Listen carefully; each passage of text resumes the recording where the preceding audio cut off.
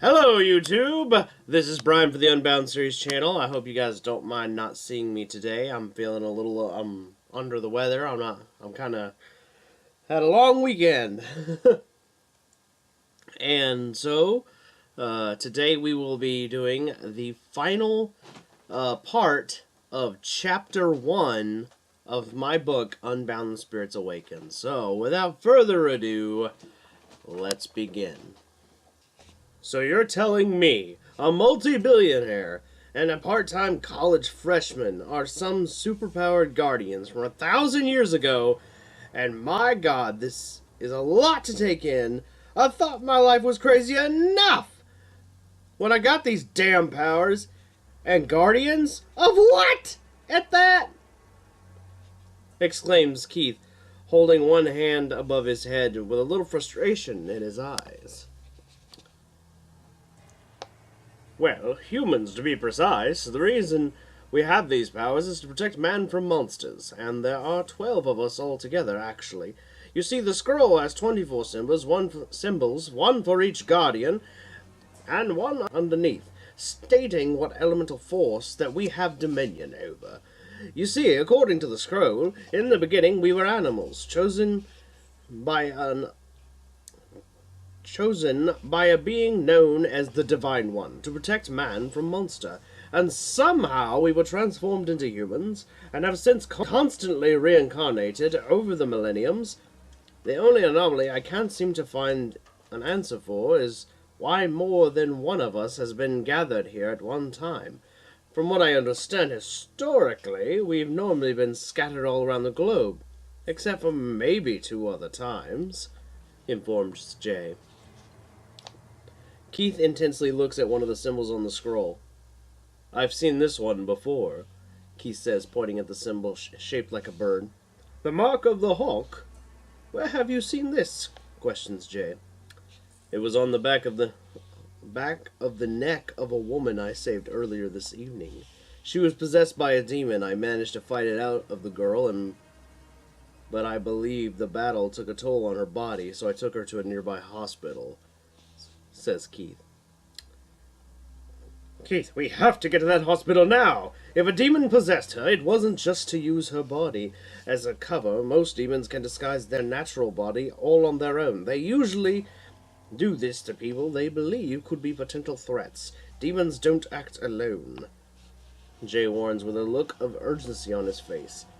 Keith stands up from the chair, runs to the door and opens it, and takes off flying through what appears to be caved walls. Seeing a clear exit, he takes it and flies up the tunnel with a dark iron ladder to the sky. Keith looks down to see the cave next to a large lake. Jay flies out of the cave, calling to Keith. Keith, wait! You don't know where we are! Jay shouts as he flaps his metallic wings of his armor. I don't have to. I can see the city from here. Follow me, replies Keith as his eyes turn amber and glowing.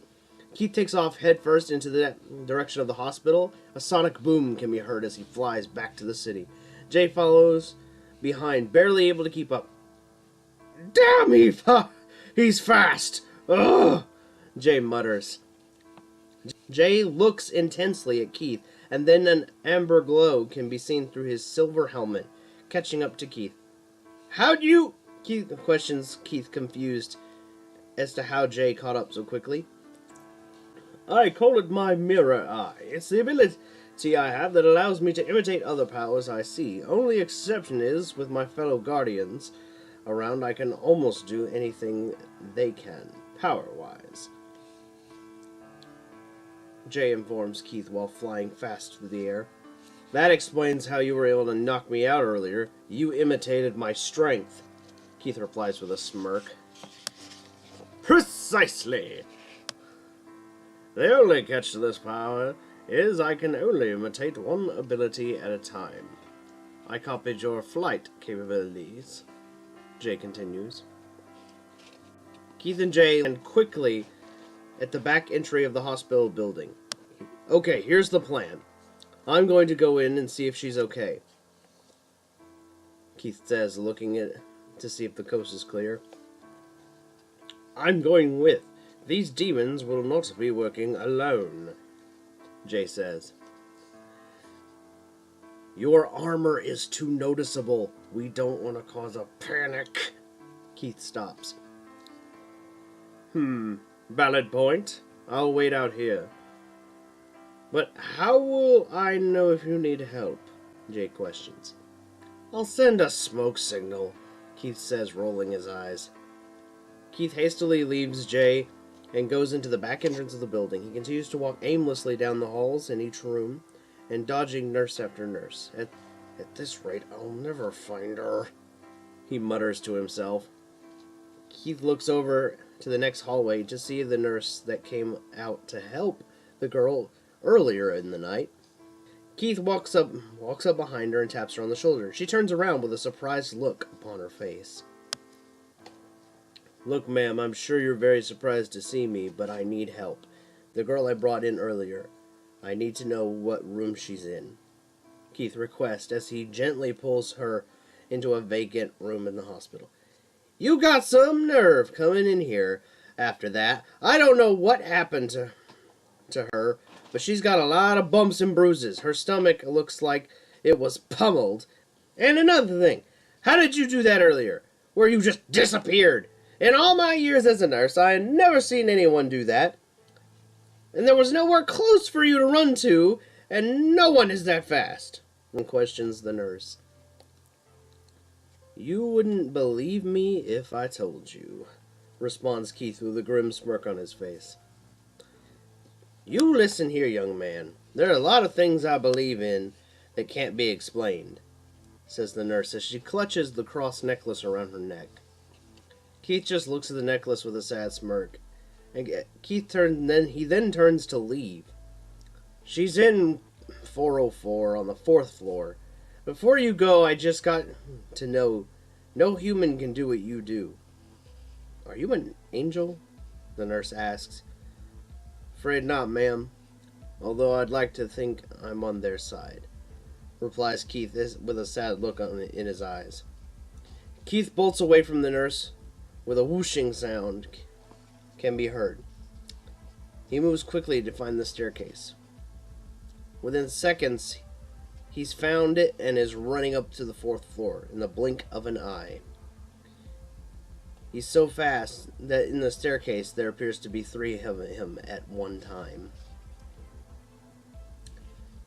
Keith stops at the door on the 4th floor, knowing the girl will be nearby. He then hears a loud scream. With a panicked look in his eye, Keith kicks the door off the hinges out of the way.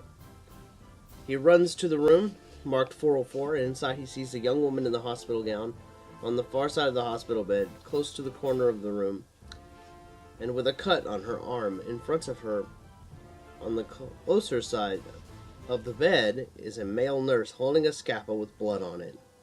The young woman sees Keith at the front entrance. Help me, please! He's got a knife! The woman pleads with panic in her voice. Without hesitation, Keith grabs the male nurse and tosses him into the corner of the room closest to the window, inches from tossing him through it. A loud crack is heard. Keith then jumps over the bed in front of her. Stay behind me, he orders as he puts one arm in front of the woman. The woman nods her head uncontesting. The male nurse gets up and looks at Keith with a big grin. The grin of the nurse starts to stretch from ear to ear, literally revealing rows of sharp, pointy teeth. The eyes of the man glow bright yellow and slit down the middle like a snake. You've interrupted my snack, mortal! So I guess I'll just have to eat you too, the monstrous nurse says as he charges at Keith. Keith kicks the monster in the chin, sending it back into the corner of the room. He then grabs the hospital bed, ripping it from the wall, and pins the creature to the corner of the room with it. You need to get to the back exit of the bottom floor. I have a friend waiting outside. He can help you get away from here, he says to the young woman. The male nurse starts shaking and quivering underneath the bed, lodged on top of him.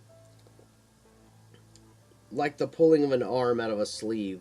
The skin sheds on the arm, revealing a green scaly arm with dark green talons attempting to scratch Keith, but he is too fast. Go now! I don't know how much longer that will hold him, Keith orders. The young woman nods her head and bolts out the door. Now that we're alone, I can dispatch of you, demon, Keith says with fire in his eyes. Well, you see about that, mortal, says the demon, as he sheds its human skin, showing its true form. The demon appears snake-like in appearance, with a human face that's mouth is stretched from where its ears are supposed to be. It has one large arm and one smaller arm, and a long tail with sharp talon at the end of it. He had 4 horns on the top of its head. The demon strikes at Keith with the tail, but Keith slides back and strikes a combat stance resembling something from a kung fu movie. The demon strikes again with its tail, but Keith dodges the swing, grabs the tail. His eyes glow amber as a beam of fire is released from them, severing the tail of the creature. The creature growls in pain, attacks Keith with its left large arm, but Keith again is too fast and grabs the arm of the demon, breaking it with one hand, rendering it useless. Keith then grapples the demon by its head and tosses it into the other wall, and it lands on its back. Keith steps on the demon's neck. His eyes glow fiery again and slit like a cat as his canines grow long and sharp, and a loud roar can be heard from him. No! No! No! The demon yells as he tries to break free from Keith's hold, but to no avail. Keith steps his foot right through the demon's throat, severing its head from its body. Its body shakes and wiggles as it fades into black dust and smells of sulfur. Keith bolts out the room back to the staircase where he finds the woman running down it. He quickly catches up to her. What the hell was that thing? And how were you able to fight that? And what the hell is going on here? The woman asks frantically. It's a demon, and the rest I'll explain later, informs Keith. What's your name, miss? He questions, still quickly traveling down the stairs. It's Catherine. Catherine Cowell, she answers. My name is Keith Connors. Now, Catherine, I need you, for the time being of this endeavor, to do what I say as I say it. There are probably more of these things like that. What you saw in your room is lurking around the hospital, Keith explains. Catherine and Keith make it to the bottom floor. He pokes his head out the door and sees the hallway appears to be empty. He and Catherine take off around the corner towards the exit. Keith and Catherine make it halfway across the hallway when all of a sudden 2 dark purple tentacles with a spike at the end of them come flying past Keith and missing Catherine, but destroying her hospital gown in the process. Keith turns around to see 2 overweight male nurses, one with his arms stretched out, with the tentacles sticking out of his fingers. He had one lazy eye with some kind of growth sticking out of it, and the other was short and had tan skin and a black mustache, and something was moving in his stomach regions. Within a split second, the 2 men shed their human skin, transforming into 2 hideous demons. The lazy-eyed one turned into a dark purple demon with tendrils for an arm, and its legs were like those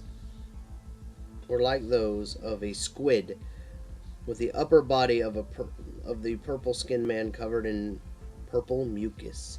The other burst from the stomach region of the tanned man, and it was ball-shaped and covered in fur and had a face similar to a lion, but with snake-like eyes and shark-like teeth, and it had 4 hooves. The hooved demon galloped forward at Catherine, but Keith caught it in midair by one of the legs and threw it back at the other demon as it tried to stab Catherine with its long tentacle. Keith quickly used a gurney in the hallway as a shield to block the tentacle demon's attack. What in God's name is going on out here? The nurse that spoke with Keith comes out of the office rooms by the exit. With a surprised look on her face, she sees Keith fighting 2 demons in the hallway. Nurse, I need you to get Catherine outside. Now! I can't hold them both back forever, orders Keith, holding the gurney as a shield, barely holding both demons back. The nurse grabs Catherine by the hand, and they both run out the back door exit of the hospital. The hooved demon makes it over the gurney shield, but Keith again grabs it by a hoof and slams it down with a loud thud. The demon growls at Keith, his eyes glow amber again, and he growls back at the demon. The tentacle demon grabs Keith by the neck, pulling him from out behind the shield, causing Keith to let go of the other demon. I've got you now! The tentacle demon howls. Keith rips the tentacle apart like paper and punches the demon in the chest and grabs it by the throat. Who has who, demon? Quips Keith as he looks into the panicked eyes of the demon and tilts his head. The demon, realizing it bit off more than it could chew, struggles to get away from Keith, but Keith's grip is ironclad. Keith's nails grow long, black, sharp, and like razors. He then swipes at the demon's head, slicing it open and reducing it to black sulfuric dust. Keith hears the back entrance of the door. Now for the other one, Keith mutters angrily as he heads for the exit. Alright guys, that was the conclusion of Chapter 1. If you guys enjoyed this, make sure you hit that like button. Let me know that you're enjoying this series. If I can get at least 5 likes, I will continue the series. I will continue reading the book. I just gotta see the likes from you guys. So please, if you've made it this far, like the video, subscribe to the channel, and come back Friday where I will also be shouting out another small YouTuber in that video. I'm Brian for the Unbound Series channel, and I'm signing off. Peace, guys.